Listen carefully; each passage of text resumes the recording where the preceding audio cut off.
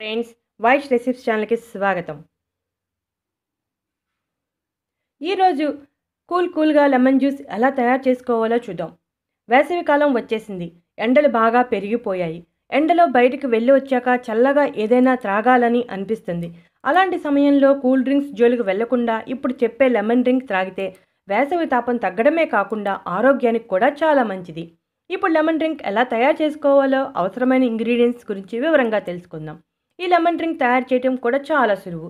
నిమ్మకాయలు 2, ఉప్పు 1 పావు స్పూను, పుదీనా ఆకులు 15 నుంచి 20, పంచదార 4 స్పూన్లు, అవసరం అనుకుంటే ఇంకొక స్పూన్ ఎక్స్ట్రా కూడా యాడ్ చేసుకోవచ్చు. చిన్న అల్లం ముక్కలు 2. ఇప్పుడు అల్లం ముక్కలు, పుదీనా ఆకులను కొంచెం కచ్చాపచ్చిగా నూరుకోవాలి.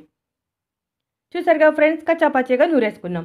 ఇప్పుడు ఈ మిశ్రమాన్ని ఒక గిన్నెలో వేయాలి. 3 గ్లాసుల వాటర్ని యాడ్ చేయాలి.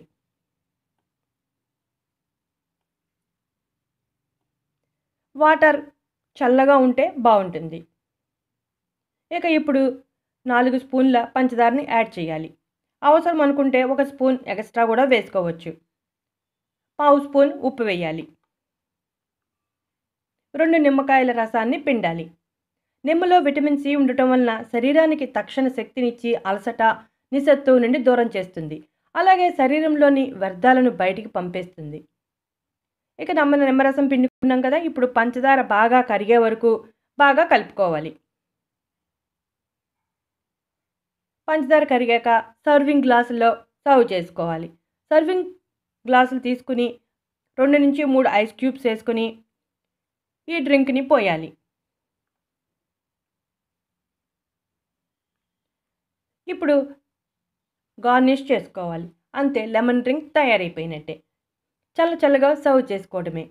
చూసారుగా ఫ్రెండ్స్, మీరు కూడా ఈ వేసవిలో వేసవి దాహాన్ని, తాపాన్ని తీర్చుకోవటానికి కూల్గా ఉండే ఈ లెమన్ జ్యూస్ తయారు చేసుకొని తాగండి. ఆరోగ్యానికి కూడా చాలా మంచిది. ఇటువంటి ఇంట్రెస్టింగ్ టాపిక్స్ కోసం మా ఛానల్ని సబ్స్క్రైబ్ చేయడం మర్చిపోవద్దు.